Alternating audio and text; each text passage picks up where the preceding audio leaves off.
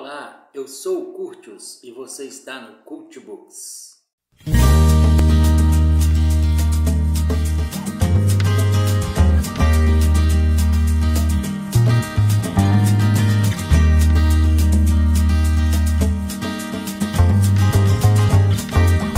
O livro que nós vamos discutir hoje é Capitães de Areia, de Jorge Amado, um livro fantástico da minha juventude.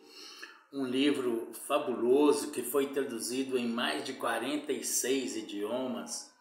Um livro que foi impresso em mais de 56 países. O livro foi escrito em 1937, publicado no mesmo ano.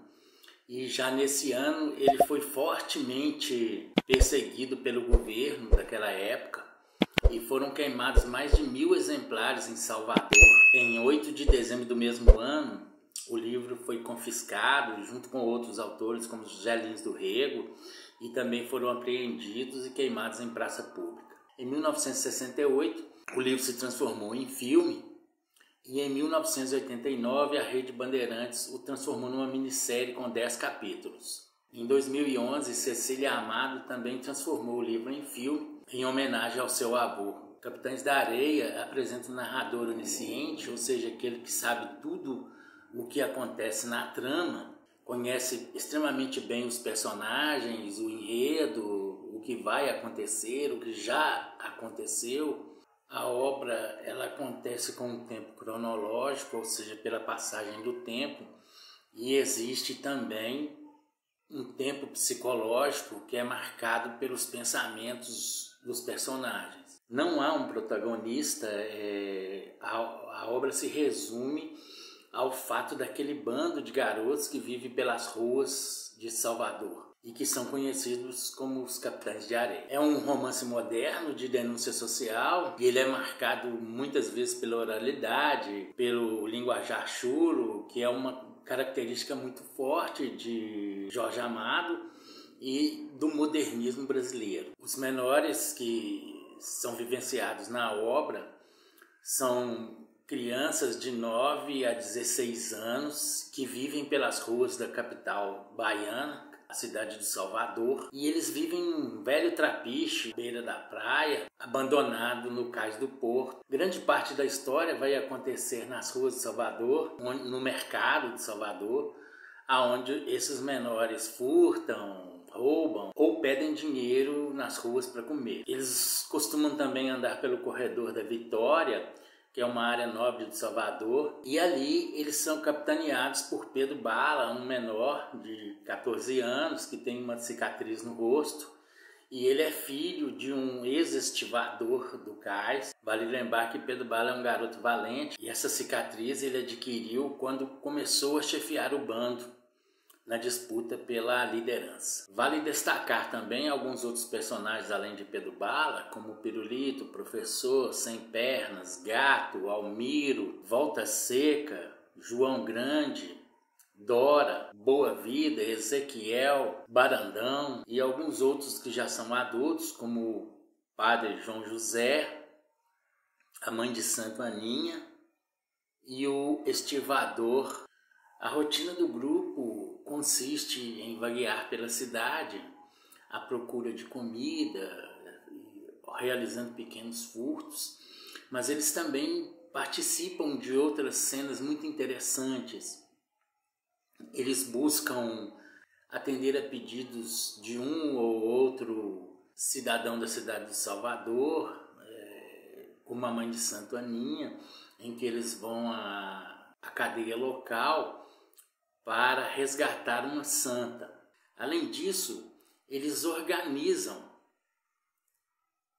pequenas tramas em que colocam o personagem Sem Pernas para buscar em casas de família comida e ao mesmo tempo demonstrar as suas fraquezas, a sua falta de habilidade, porque o Sem Pernas é coxo de uma perna, e ele penetra nessas casas e aos poucos as pessoas começam a se acostumar com ele, a gostar dele, a ter muita pena do seu aleijão, entre aspas, E o Sem Pernas, ele, através da comoção, ele se envolve com os habitantes dessa casa e, em determinado momento, ele usa desse conhecimento que ele tem nessas residências para furtar tudo que pode. Em um dos episódios, o Sem Pernas, ele se envolve tanto com a dona da casa que ela o adota. Ela tem um filho já falecido e ela dá as roupas do filho para o Sem Pernas, o trata como filho, dá banho nele e o trata como um membro da família. Nesse episódio, o Sem Pernas, ele fica muito comovido e quase se deixa levar, porque o que o Sem Pernas, na verdade, queria muito era ser amado, ser querido. E nessa residência, que é relatado no livro, o Sem Pernas fica muito envolvido com essa pessoa e quando foge e rouba tudo dela, é como uma espécie de vingança por aquilo que ele nunca teve na vida. Há outros personagens muito interessantes, como o Gato, que é um menor, mas é um boa-vida, e ele vive de ser cafetão, de frequentar a zona boêmia. E ele se apaixona por uma prostituta chamada Dalva e depois de um tempo eles se juntam e vão morar em Ilhéus e explorar a prostituição de Dalva naquela cidade. O professor é um outro personagem muito importante porque ele tem o dom do desenho e ele desenha figuras nas ruas e as pessoas dão a ele esmolas por causa daquilo.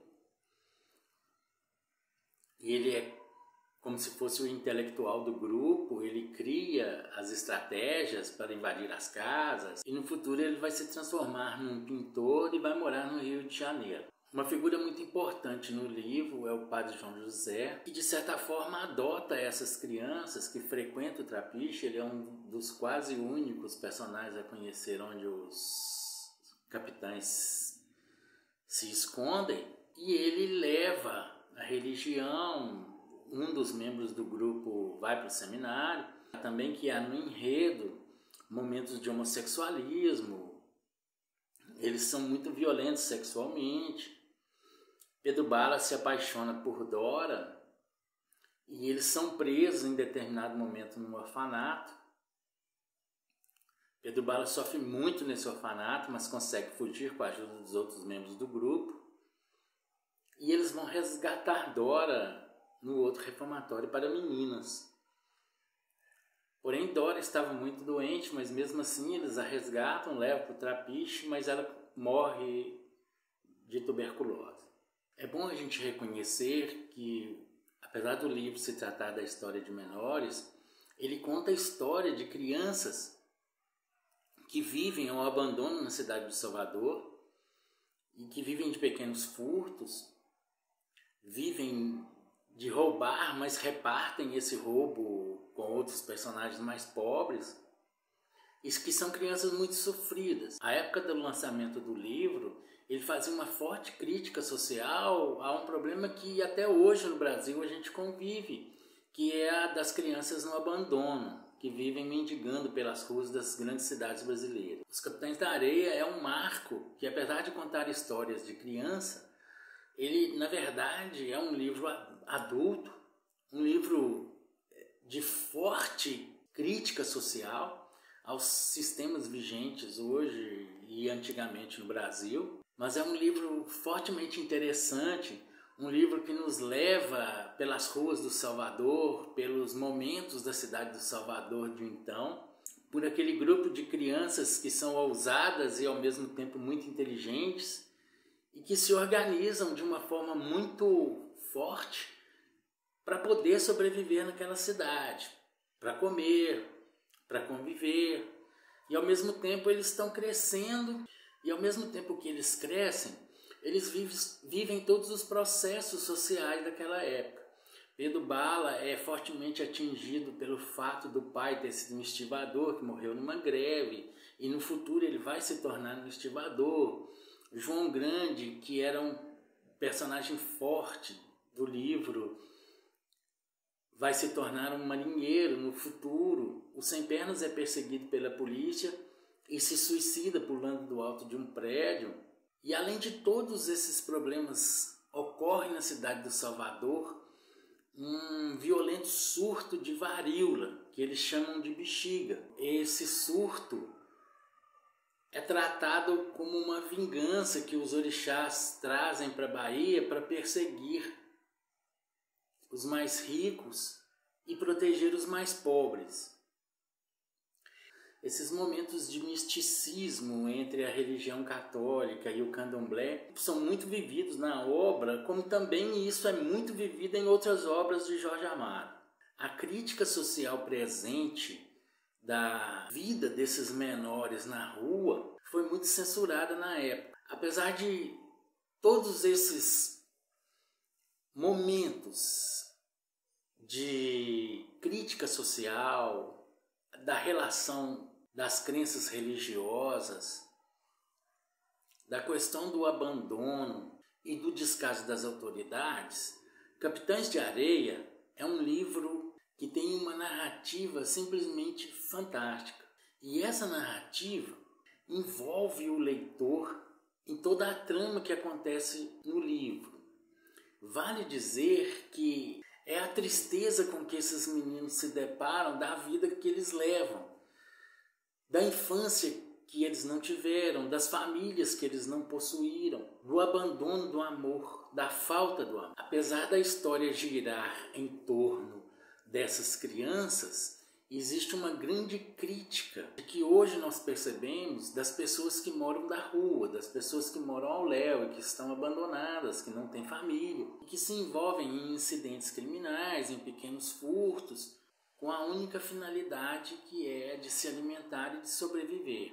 Capitães de Areia é um livro que vale a pena ser lido, porque desde a década de 1940 ele faz uma crítica social e é uma crítica poderosa em função da dramaticidade da vida numa cidade que ostenta ao mesmo tempo riqueza, mas também uma grande pobreza.